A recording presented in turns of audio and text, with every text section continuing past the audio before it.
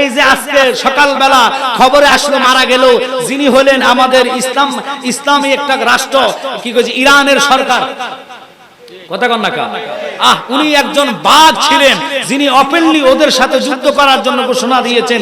উনি বলেছেন যতক্ষণ আমি বেঁচে থাকবো আমার মুসলমানদেরকে আমি কষ্ট দেখতে আমি পারবো না, আমার প্রাণ থাকতে আমি যতটুকু পারবো আমি সহযোগিতা করব। এটা হলো ইমানদারের কথা। আর যিনি দুবাই সরকার, তিনি মুদিরে দাওয়াত দিয়ে এবং ওই দেশের ঠাকুররে দাওয়াত দিয়ে উদ্বোধন করলেন এই মন্দির, এই জন্য আল্লাহ গজব থেকে তারা ছাড়ে নাই। অথচ সেই টাকাগুলা যদি ফিলিস্তিনে পাঠাইতো, ইমানদাররা খায়া তার জন্য দোয়া করত। কথা বলে ঠিক কি না?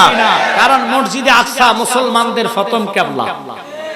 আপনাদেরকে একটা কথা বলি, মুহাম্মদকে 40 বছরের আগের জিন্দেগি যারা নবী স্বীকার করে না, এদের দালালি যারা করে, আল্লাহর কসম এদেরকে দেখলে ফাতলা জুতা দিয়ে পিটানো ইমানি দায়িত্ব। কারণ এরা মুসলমান হতে পারে না।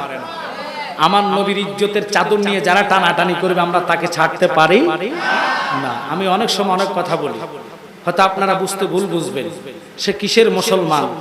বাচ্চা একটা এসে দালালি লাগাই দিছে, আরো কয়েকটারে ফাটাইছি যে তোরা বল আহমদুল্লাহর কোনো দোষ নাই। আহমদুল্লাহ এত বড় একজন শায়ক, মাগো শায়ক হইয়া আর শয়তানের মতন ডিগ্রি কেউ পাইছে না।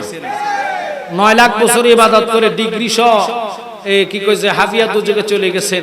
অথচ আমার ভাই তাহিরি সাহেব সর্বপ্রথম হুঙ্কার দিয়ে চ্যালেঞ্জ করেছে উনি, এর ভিতরে ইমানই প্রেম আছে। কথা বল ঠিক কি না?